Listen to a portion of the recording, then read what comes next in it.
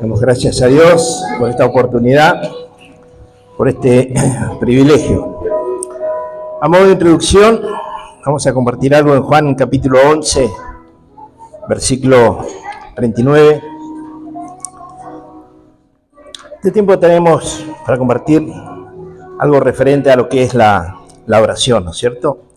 Pero la oración tiene que venir con un condimento que es muy especial, que no puede faltar ese condimento, que es la fe. Y la fe destierra y saca la duda y saca la desconfianza de nuestros corazones. Sin fe es imposible agradar a Dios. Dice Jesús en una parte de la Biblia: corran la piedra a un lado, le dijo Jesús. Entonces Marta, la hermana del muerto, protestó: Señor, hace 4 días que murió, debe haber un olor espantoso. Jesús respondió: no te dije que si crees verás la gloria de Dios. Así que corrieron la piedra a un lado. Entonces Jesús miró al cielo y dijo: Padre, gracias por haberme oído. Hasta ahí nomás, en modo de introducción, vamos a ver la cuota de fe en una solicitud al Padre. Muchas veces la duda en nuestros corazones impiden que se produzca un milagro. La duda, la desconfianza, el dolor, situaciones que golpean la vida de uno, provocan ese tipo de cosas, ¿no es cierto? Que la respuesta de Dios no sea inmediata. Y como hijos de Dios, nosotros somos la respuesta a una sociedad que vaga sin Él. En el libro de Lucas, capítulo 22, del versículo 31 y 32 en adelante, Lucas 22.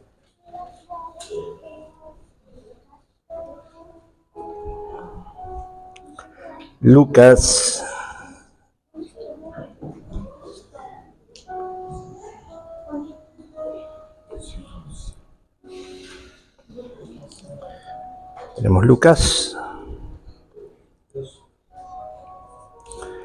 22, 31. Simón, Simón, Satanás ha pedido zarandearte a cada uno de ustedes como si fuera trigo, pero yo he rogado en oración por ti. Tremendo. Pero yo he rogado en oración por ti, Simón, para que tu fe no falle, de modo que cuando te arrepientas y vuelva a mí, fortalezcas a tus hermanos. Tenemos hasta ahí nomás, después continuamos. Lo primero que podemos ver, que la fe de cada uno de nosotros tiene que ser probada. O la prueba a Dios, en este caso, a Simón, Pedro, se la probó el mismísimo diablo. Pero tuvo un propósito todo eso. A su vez, lo que Dios toma en esas pruebas, dificultades, situaciones que podemos pasar. Dice Jesús que yo he rogado por ti en oración. O sea, que la prueba que podamos pasar, la situación que podamos estar viviendo, sea con el único fin de ser fortalecido en esa prueba. ¿Para qué? Para poder fortalecer a otros, para poder consolar a otros que pasan por esa situación, para que nuestra fe esté siempre firme, tengamos una fe sólida. Porque en las circunstancias, en los golpes de la vida, situaciones comunes y corrientes de la vida, muchas veces en el caminar en Cristo, por una cosa u otra, el enemigo trata de desestabilizarnos, de desacreditarnos, y muchas veces por ahí nuestra fe puede llegar a fallar.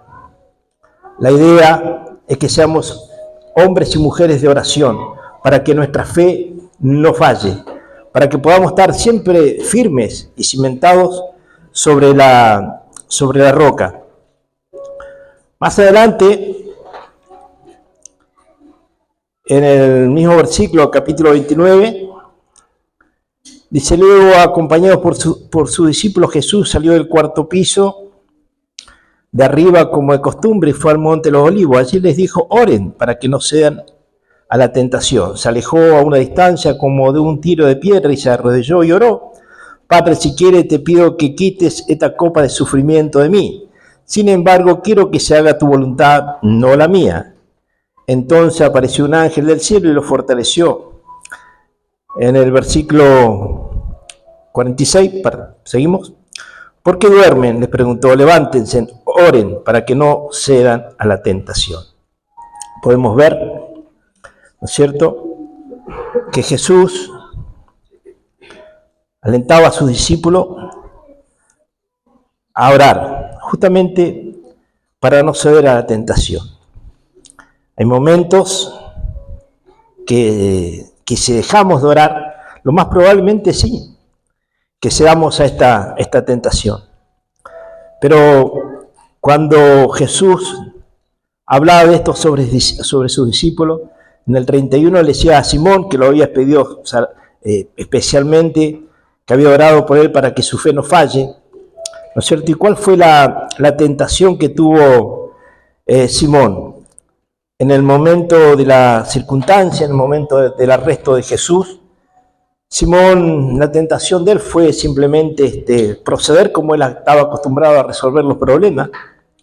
Sacó la espada y cortó la oreja, bien podríamos decir, en una forma muy, muy carnal, una forma muy, muy natural. Y muchas veces en circunstancias de la vida, situaciones, problemas que podemos tener con uno, con otro, muchas veces no nos dejamos guiar por el Espíritu y podemos dañar y lastimar a las personas, porque contestamos en una forma muy, muy natural o intentamos resolver los problemas como estamos acostumbrados a resolverlos, que esa es la peor, una de las grandes tentaciones que tenemos, porque ahí quedamos en realidad muy desacreditados por el enemigo, porque más de uno le va a decir, vos no vas a la iglesia, o vos no ibas a la iglesia, no te congregabas. Entonces podemos ver que en la realidad hay que estar orando siempre y tenemos que tener esa cuota de fe en la oración para que nuestra fe no falle. El enemigo siempre va a venir con una cosita, va a venir con otra. A Simón lo vino a zarandear de una manera tremenda. Nos relata todo el capítulo más adelante, de qué manera, todo lo que tuvo que pasar, negarlo, todo ese tipo de cosas que ya lo sabemos, ¿no es cierto? Pero me hago hincapié acá en la tentación, en donde él procedió en forma natural, sin darse cuenta, o sea, procedió, simplemente se dejó llevar por un instinto, por ser una persona que andaba en ese momento, tenía una espada, y directamente la utilizó, dijo, ¿para qué iba a estar acá en mi cintura? Sí, la puedo utilizar. Podemos ver un poquitito más adelante, ¿no es cierto?, que Jesús, también la situación que estaba pasando, ¿no es cierto?, que lo llevaba a orar, una situación donde él ya había visto la situación que debía pasar, todo lo que lo iban a crucificar, que iban a mentir, que lo iban a golpear. Entonces Jesús en una parte de la oración le dice, Padre, no se haga como yo quiero, sino te pido que se haga tu voluntad. Muchas veces, en la situación que estamos pasando, en la tentación, en el problema que podamos tener, muchas veces cuesta pedir en oración, decirle al Padre, Señor, te presento esta situación, pero no se haga como yo quiero, sino que se haga tu voluntad.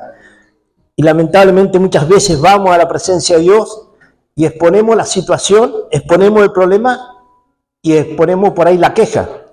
Y si estamos un poquitito más crecidos, por ahí podemos poner la justificación ante la situación.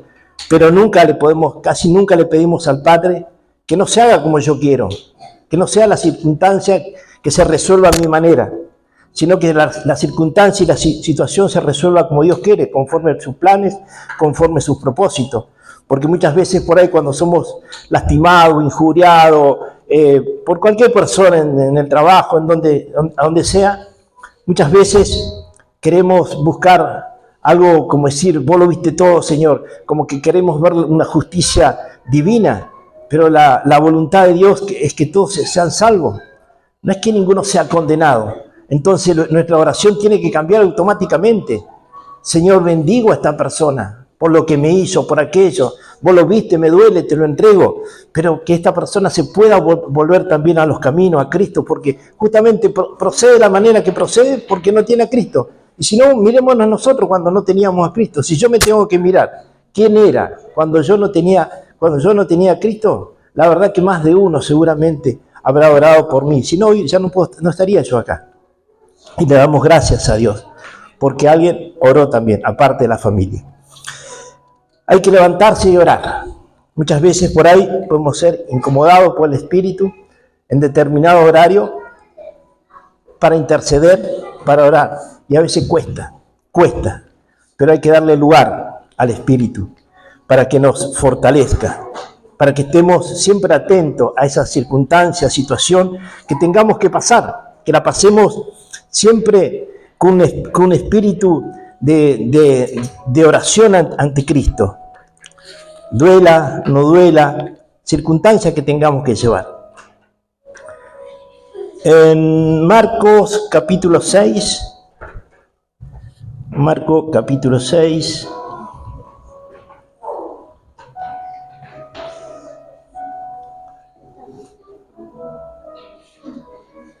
(6:34).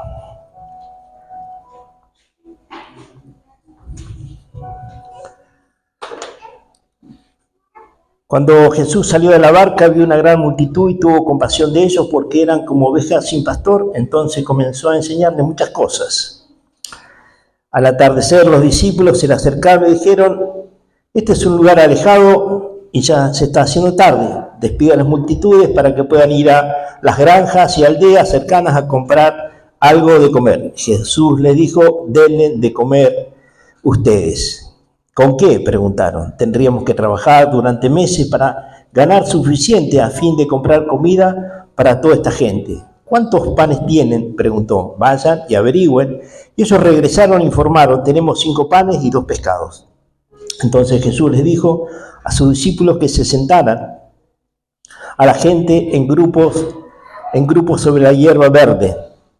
Así que se sentaron en grupos de 50 y de 100.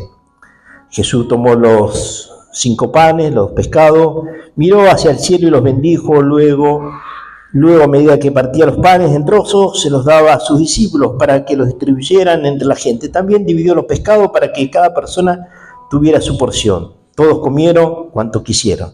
Después los discípulos juntaron 12 canastas con lo que sobró de pan y pescado. Un total de 5.000 hombres y su familia se alimentaron. Podemos ver que la compasión que tuvo Jesús le permitió ver la necesidad de una multitud. Y muchas veces por ahí a nosotros nos cuesta tener esa compasión por otros que no tienen a Cristo. Y debemos orar pidiéndole a Dios que cambie nuestro corazón, que para que sea un corazón de carne, no un corazón duro, y para que la indiferencia no nos gane, porque muchas veces nos gana la indiferencia. Total, yo ya le prediqué, que se la arregle, simplemente por andar en otras cosas, le va como le va como les va porque no se acercan a Cristo. Pero muchas veces la falta de compasión nuestra, por un corazón duro que tenemos, nos impide por ahí acercarnos a cada persona. Pero debemos tener la actitud que Jesús tuvo, que es tener compasión por aquellos que vagan sin Él. Jesús le habla a sus discípulos, le dicen: ustedes denle de comer a toda esta gente. Los discípulos, obvio, vieron tanta cantidad de gente y dijeron: ¿de dónde vamos a sacar? Y podemos ver a Jesús incomodando, ¿no es cierto?, a sus discípulos.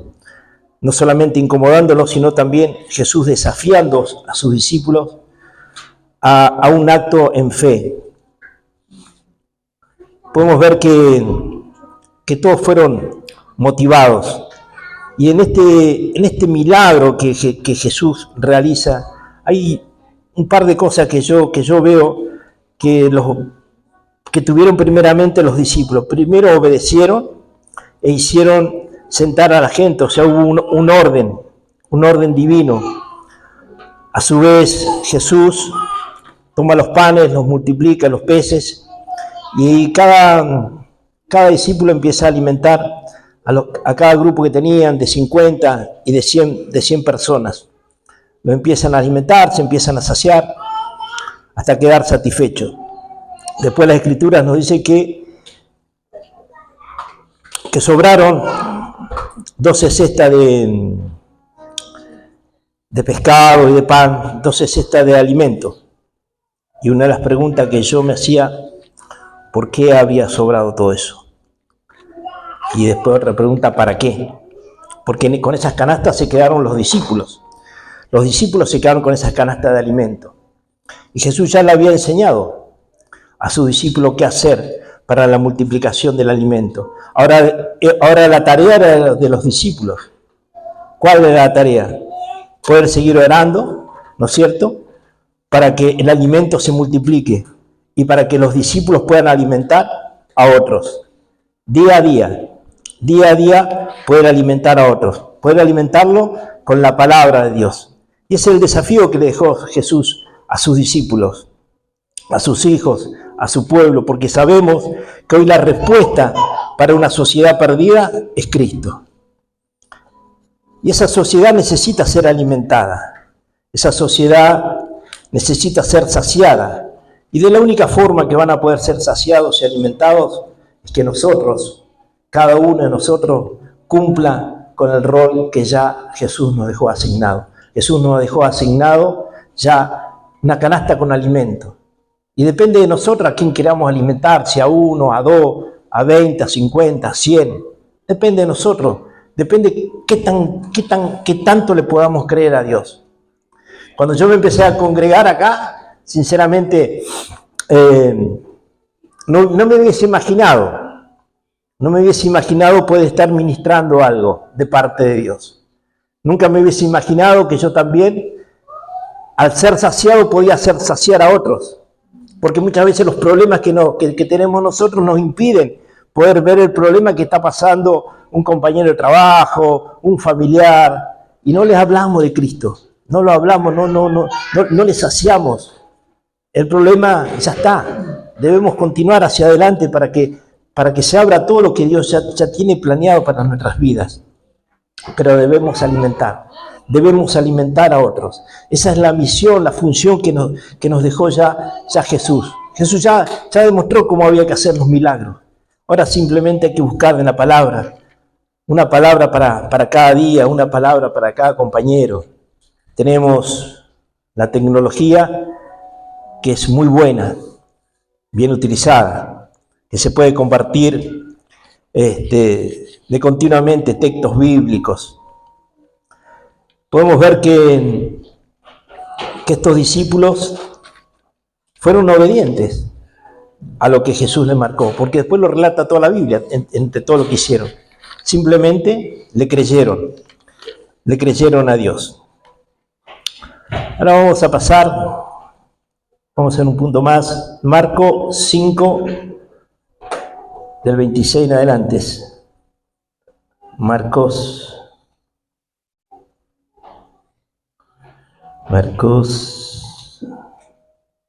capítulo 5, 26. Son pasajes muy conocidos, pasajes muy sencillos de la Biblia, pero que se olvidan muy rápido. Se olvidan y aparte el enemigo por ahí nos roba lo que aprendemos. Dice Marcos, nos habla, texto muy conocido, dice: una mujer de la multitud hacía 12 años que sufría una hemorragia continua.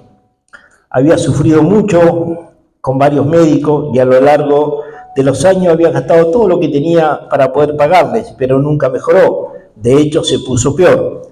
Ella había oído de Jesús, así que se le acercó por detrás entre la multitud y tocó su túnica, pues pensó, si tan solo tocará su túnica, quedaré sana. Al instante la hemorragia se detuvo y ella pudo sentir en su cuerpo que había sido sanada de su terrible condición. Jesús se dio cuenta de inmediato de que había salido poder sanador de él, así que se dio vuelta y preguntó a la multitud, ¿quién tocó mi túnica? Sus discípulos le dijeron, mira a la multitud que te apretuja por todos lados, ¿cómo puedes preguntar quién me tocó? Sin embargo, él siguió mirando a su alrededor para ver quién lo había hecho. Entonces la mujer, asustada, temblando, al darse cuenta de lo que había pasado, se acercó, se arrodilló delante de él y le confesó lo que había hecho.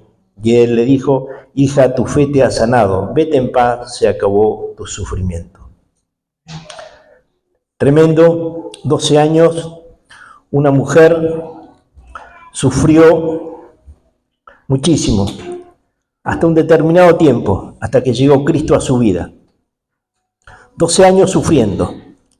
Nos relata la Escritura que había visitado muchos médicos, nadie había podido haber hecho nada, y sabemos que mucha gente por ahí cuando tiene algún problema de salud, hoy por hoy, la gente si no encuentra a los médicos va a consultar a los brujos, los agoreros, los hechiceros, siempre va a consultar a alguien para tratar de ver y solucionar su problema que esté pasando. En este caso, una mujer se había quedado prácticamente sin nada, dice la Escritura, se había gastado todo, en médicos, en brujos, y nada le daba resultado. Y cada día empeoraba su situación, no había mejoría. En el versículo 27 dice, ella había oído de Jesús. Lo bueno para esta mujer fue que alguien le predicó. Lo bueno para esta mujer fue que alguien le había hablado de Jesús, de las cosas que podía hacer Jesús.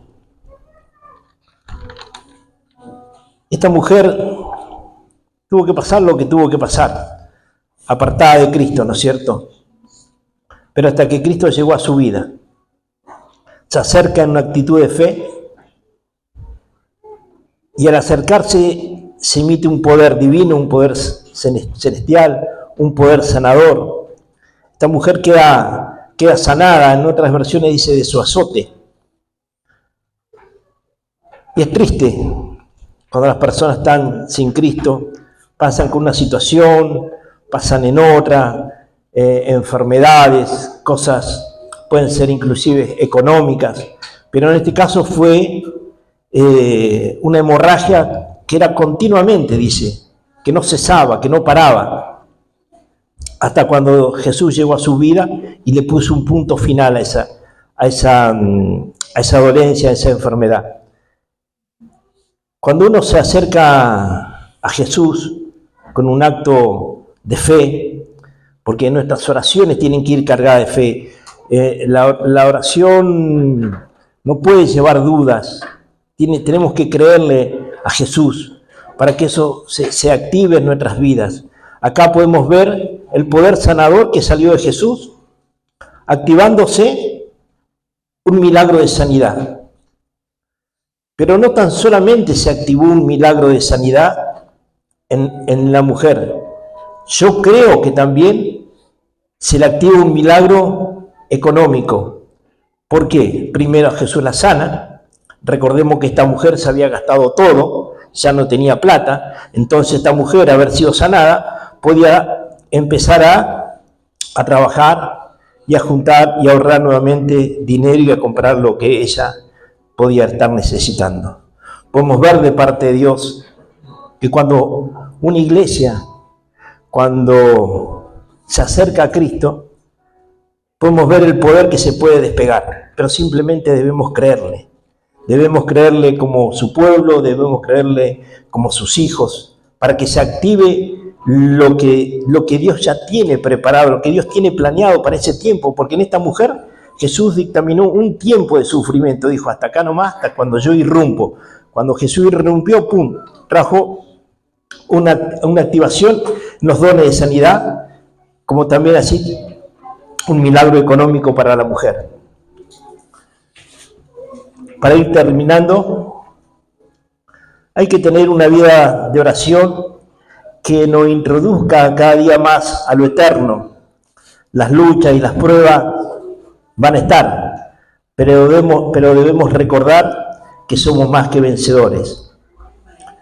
Nuestros corazones se tienen que llenar de compasión para alimentar a otros y saber que no tienen a Cristo, que por eso se comportan de tal manera. Y debemos ser no solamente oidores de la palabra, sino también hacedores. Poner en práctica lo que escuchamos, poner en práctica lo que hemos aprendido de Cristo Jesús. Poner en práctica requiere de que se manifieste el poder de Dios a favor de nuestras vidas. Hay que orar para que otros sean libres, sean sanados, sean liberados. Jesús, cuando iniciamos esto recién mirando, a modo introductivo, Jesús le decía a Marta, le decía a la mujer: ¿no te he dicho que si crees verás la gloria de Dios? Simplemente debemos creerle a Dios. Es algo que lo hemos escuchado 1500 veces, pero muy pocas veces lo ponemos en práctica. Simplemente debemos creerle a Dios. Creerle lo que Él puede hacer. Está en su palabra, está en las vidas que Dios puede transformar, pero simplemente debemos creerle. No dudando en nada, simplemente creerlo y alegrarnos y gozarnos en el Dios de nuestra salvación. Amén.